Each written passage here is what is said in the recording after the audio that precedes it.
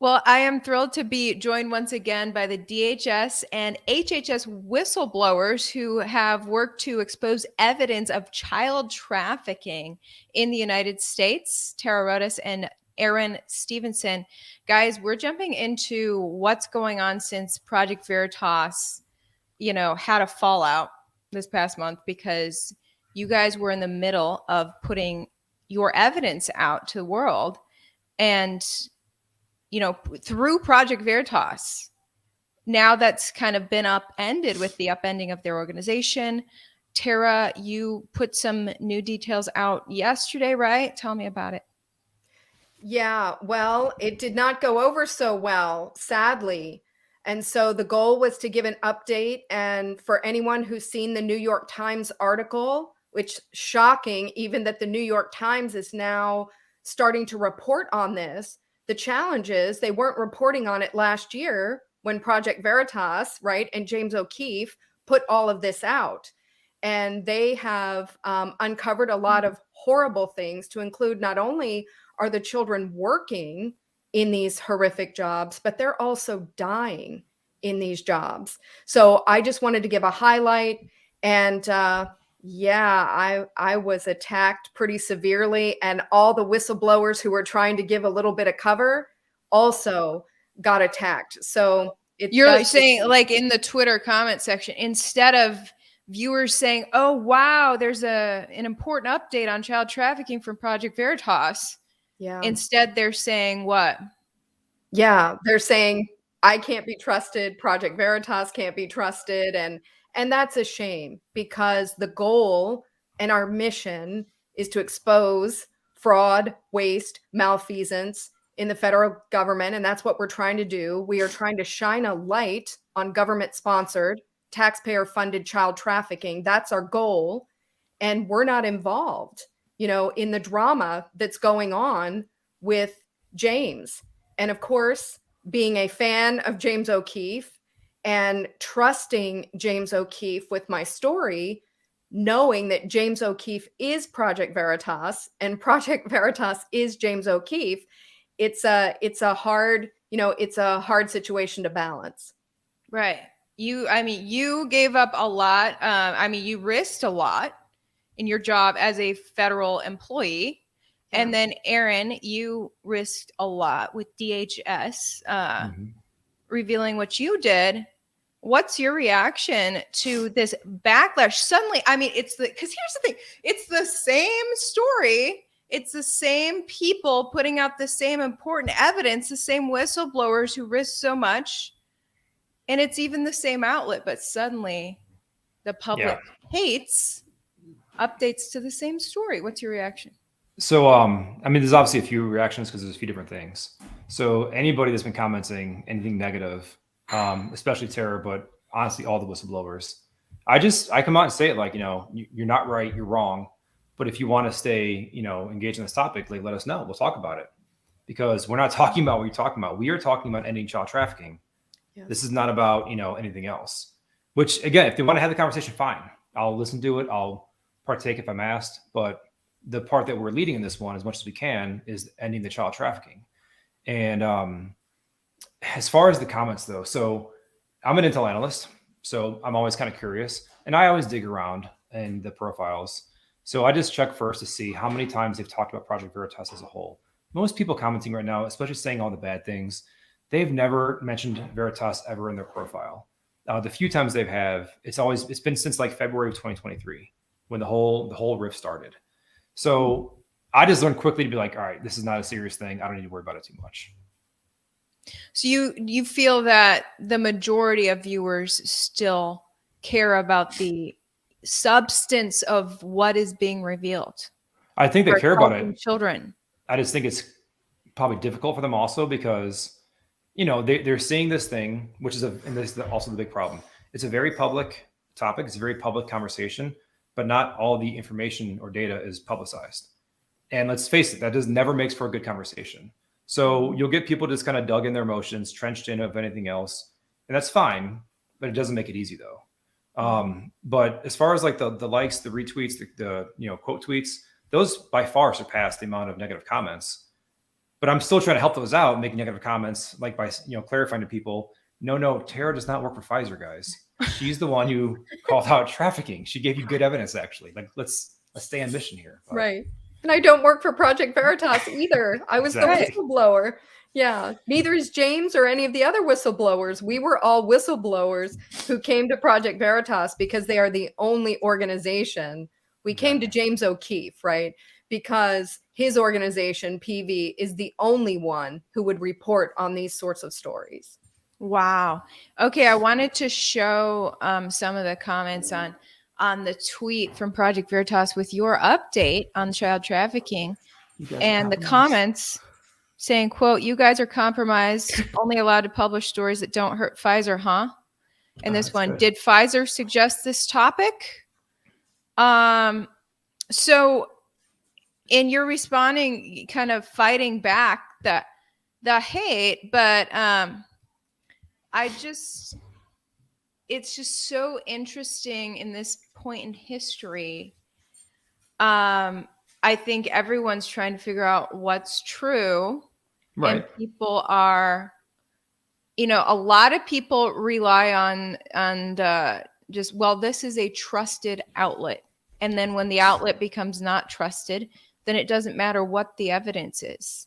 Yeah. Because you had all the evidence, right? I mean, there was even interviews with the little kids. Because you had the addresses of where these children were being sent. Exactly. So Project Veritas sends boots on the ground to find these children. Mm-hmm. And sure enough, they're in a bad situation. Yes. This was all very verified. And suddenly, verification doesn't matter because a rumor started to spread about Pfizer. Now, granted, people are saying, look, Ivor, you can't hate on us for having questions about Pfizer because the board did kick out the founder of this journalism outfit. Yep. So it's a strange thing. I don't know. It's bizarre. What were you going to say, Aaron? I mean, people are people. Again, they're always going to jump to conclusions. People will, it's the nature of how people can act. And again, I also look at some of their tweets and I'll just search for other things that have been like big news stories. So I'll look up, for example, balloon and just go through the tweet history and see what they talk about the Chinese spy balloon. And it's the same thing where it's just like people are just kind of chasing narratives and chasing stories. A lot of them are kind of echoed as far as what they are saying as well. You can literally see the same comment in the same setting across other people's, comments, but it's not that upsetting because the only upsetting part to me really is when I look through the comments and I check through the history again, and I try to only do for people that have been on Twitter for a while. I look for retweets of child trafficking. I look for, the story that Tara came with posted on their page and it wasn't.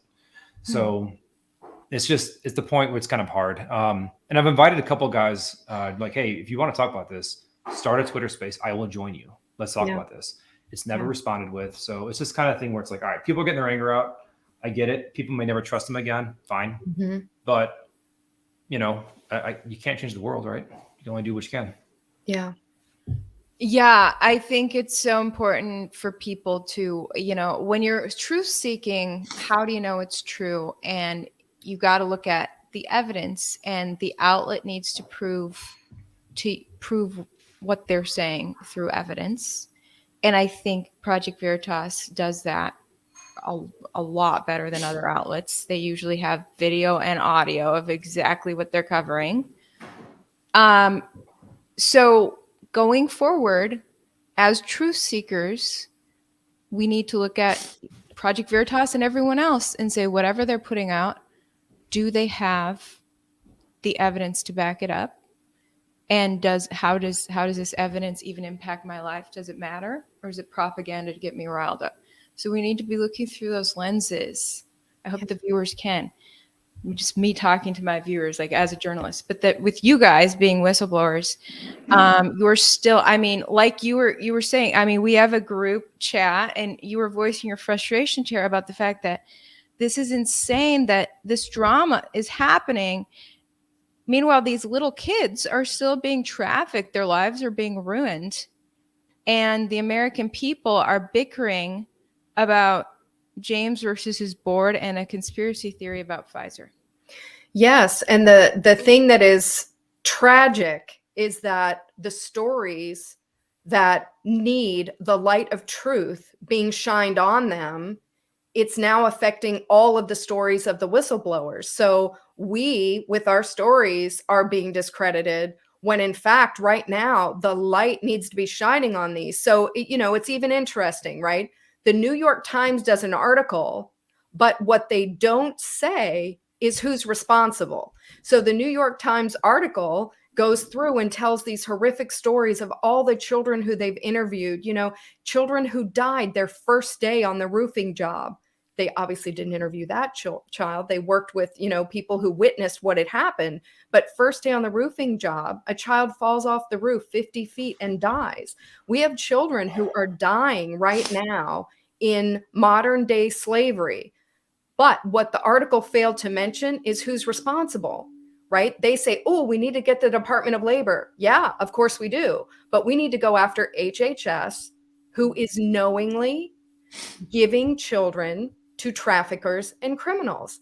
HHS, through the Office of Refugee Resettlement, Unaccompanied Children Program, it's clear, convincing evidence they are putting children in this situation where they're being trafficked. So great for the Department of Labor. Go out, get these people, but stop the flow, which means looking at the root of the problem, which is HHS, which no one wants to report on. HHS is failing, and they've spent $10 billion to pull these children here, disperse them around the country on taxpayer dollar, and they're being treated as modern slaves and dying in dangerous jobs.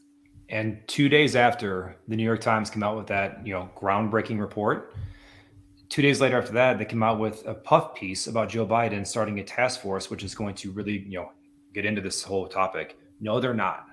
This is not the way government works. It's going to be, that was it. Their response was that story, and it's over. So.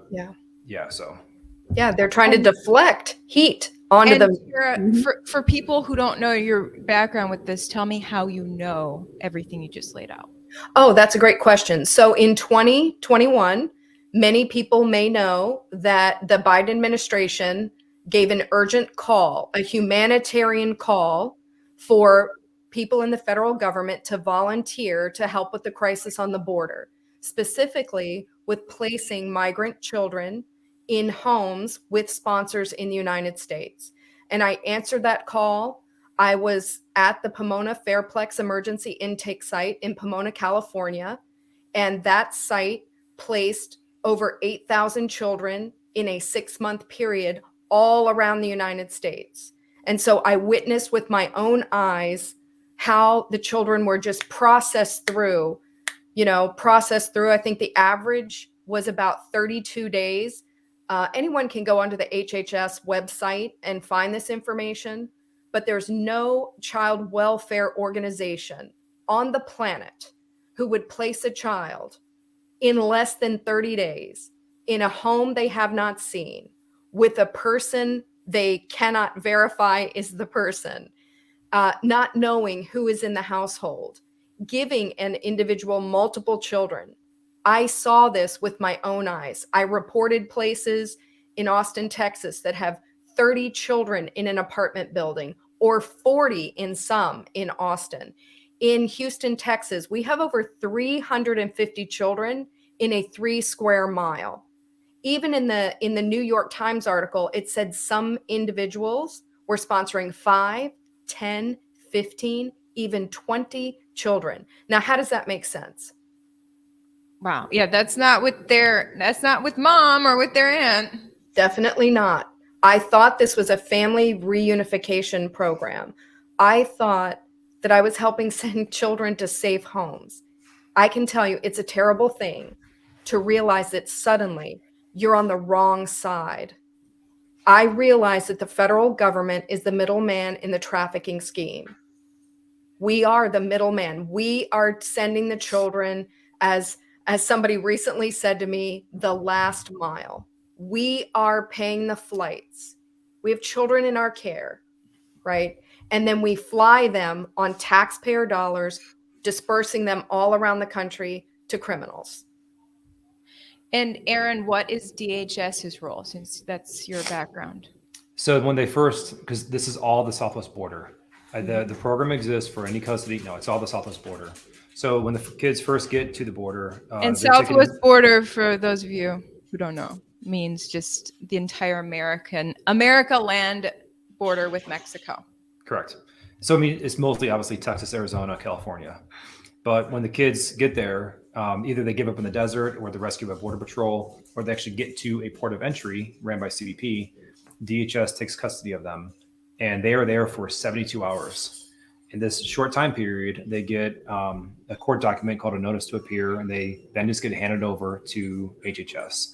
The only real thing that DHS does in this time frame is basically try to establish age, because if the child is over the age of 18, or if the person's over the age of 18, they wouldn't qualify for the program. But if they're under the age of 18, then of course they can go in. So they try to determine age, and that's that. And this is all just the unaccompanied minors. The ones both of you are talking about are the ones who did not come with parents. Right.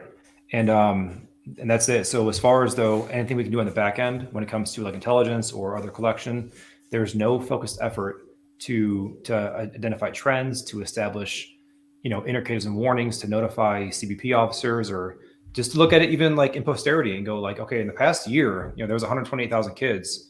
They're all coming from these areas. Why is it? Because you can look at demographics and patterns start to develop. Boys of a certain age, girls of a certain age, where they come from. These things are easy to work, and you can kind of start to narrow down broader trends in the information to be able to then, select and target and go from there. It's not their focus. This is the government. They have no interest in stopping this thing. What are the typical ages of these kids? For the boys, they're about 14 to 17. The girls are a bit younger. But I do, Tara, you might know this data better. I got to look at it closely again. I want to say when it comes to countries like, Mexico, El Salvador, Honduras, you will see mostly the same, but I do believe Guatemala has a higher amount of girls. I might be wrong on that one. Guatemala. Yeah. The majority of the children are coming from Guatemala. Yeah. Right. But yeah, I can look at it up. It's actually not that hard at all. And the data is all available. So yeah, actually let me get back to that one, because it's not that. Yeah. And anyone can go on the HHS website and see. And I believe the reason, because James asked me in the interview, well, why do I think that a majority of the children are coming from Guatemala? And I think they're coming because they're easier to exploit. Many of these children, and this is the horrific thing. There are many children who come from Guatemala and they speak a Mayan dialect. So they do not speak Spanish. So these children cannot ask for help in English, and they cannot ask for help in Spanish. They are absolutely just modern day slaves to the person who is their sponsor. Yeah. And what are they being exploited for? Sex, we know. When Project Veritas went knocking on doors, one girl, she's 16 years old, and says, my sponsor, who claims she's my aunt, she claims, but I don't know her, she's pimping me out for sex. I mean, these are real children. Can you imagine? This is what your tax dollars are paying for. There's a 15-year-old girl on the video, and she shares that, I started off in school, but in order to pay my debt back to the cartel, I had to quit school. And she's working, graveyard shifts. Anybody, if you've been watching the news lately, right? Anybody can see. They find 100 children working in slaughterhouses across the United States. I mean, this is absolutely unacceptable. And it's unconscionable that the federal government knows this and doesn't do more to stop it. Wow. Well, at least more media is picking up this story. Yes. Good to see the New York Times shedding light on it as well. Mm-hmm. And it's just, it's interesting that so many viewers are now not going to trust anything that Project Veritas puts out. It seems, regardless of what evidence they bring. This will be interesting going forward. So you guys, neither of you work for Project Veritas. You just had, Project Veritas told your stories. Mhm. Do you guys? So what's your take? Do you think Project Veritas has been bought out by Pfizer? No. No, it's internal struggles. It's a good question, but no. Yeah. People have egos. People are people. You're dealing with, complex things in a way. This happens in organizations. It happens all the time. Cernovich actually wrote a good paper on this one too, called like suits versus talent or something like that. One of the whistleblowers actually tweeted it out too. But no, it's not Pfizer. And by the way, a great time to penetrate Project Veritas by Pfizer is right after they have Pfizer whistleblowers in 2020, wasn't it, when they first came out? So this is just not a thing where it's like, they're going to wait 2.5 years and get them this way by the board. It's hard to take it as a serious conversation. I do, out of just sincerity to the people that are, saying it. But the problem is then once you respond to them and talk with them, they don't ingest anything you just said, and that's fine. But that's when I kind of stop it as well, though. And by the way, also the people that work at Project Veritas, because I've seen them getting, for whatever reason, kind of hammered in the comments, that can be further from the truth also. Those people are great people. They're awesome professionals. They sincerely care about the mission as well. Now, again, caveating, I don't know every single employee. They're good people, though. So Right. Having had our stories told, because none of us ever worked for Project Veritas, but we all had our stories told by them. And so we all met members of the Project Veritas staff and newsroom. And yeah, my take is that knowing, like you said, we don't know every single person who worked there, but knowing the people that I have met, I think that everyone at Project Veritas has the same end goal of shedding light on corruption, exposing what's true to empower the people to preserve their liberty. And I think they all had that mission, and they just see differently about getting to that end goal, I think. That's all. That's my take. I think you're right. Yep. I think you're right. Oh, and by the way, okay, so viewers are saying the true test will be if Project Veritas is willing to talk about, Pfizer ever again. So they sent out a tweet yesterday. They highlighted the Epic Times coverage of Pfizer in regards to pregnancy, and that fact that apparently Pfizer admitted that they they cut their trial short of pregnant women to see if this pharmaceutical is safe for pregnant women. So to this day, there is no evidence from Pfizer that it's safe for pregnant women, yet countless pregnant women have taken that pharmaceutical. And Project Veritas highlighted that yesterday with their old hashtag fertility with a P. That's a good one. So, look, I think the staff is, ready and willing to investigate Pfizer even more. I think, it is a shame the whole fallout. And I do think that Project Veritas is now going to slowly die because of the fallout. I really hope not. I still want James to be there. And maybe it's just naive of me. I want it just to continue as it was. I believe there are several solutions on the table. I think there's a lot of routes there. Problem is, since I don't work for them, I'm not involved in that at all. And it just, to me, it kind of sucks because they do great work. No one does the things that they do. And it just worries me. It's, if Veritas does lose their influence over time and it takes James time to start up, do his thing, that time in between, those could be critical moments that for us that we're losing out on. If you go back to 2018, they busted this little known guy in Florida named Ron DeSantis. They busted his opponent in the election, which basically kind of catapulted Ron DeSantis to win the governorship in Florida. Imagine if that story doesn't come out and he's not there. In 2019, they released a ABC tape about ABC, killing off the Epstein story. Right. They then had Google and Facebook whistleblowers. They had all you news anchors come out. They had, Tara and I. It's like, imagine the past 4 or 5 years without Veritas. That could happen again. It's like, no way. So it's just like, no, it's just, can't happen. Make a fix, make a find. I don't know. Figure it out though. Yeah, get it together, guys. Just love each other. Get back together. Yeah. The mission is just too paramount. But Yeah, the mission. Yeah, the mission is. The mission is paramount. I mean, I knew when I got a call from my undercover reporter who handled this case, and when this reporter asked me would I be willing to put out an update, I said, "Woo!" I said, this may or may not go well. I said, but there's one reason I'm going to do this, and I said I'm going to do this because I have the mission of getting the truth out. And the mission is, right, get the truth. And also, right, we need to save children. We need to prosecute criminals. And we need to reform this program so they stop trafficking children.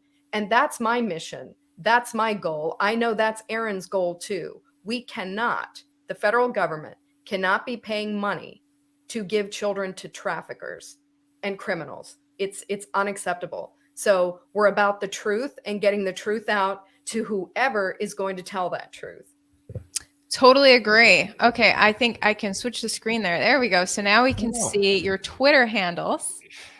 So the viewers can go follow you guys at these handles. Please do, and ask questions. And that's the good thing too, is that, we've been getting reached out to by people that, because it's a very decentralized network, basically, of people that are trying to fight trafficking. There's a lot of small individuals out there, a lot of smaller groups, and it's been great so far because a lot of them reaching out to us, and we're starting to kind of close in spaces, trying to get things tied up. We're starting to share information, and we're still going to do what we do regardless of whatever happens.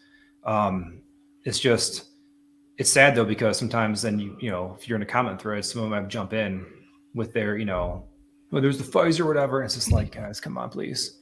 No. Like one person called me like a coward, and I was like, I've been in Iraq and Afghanistan.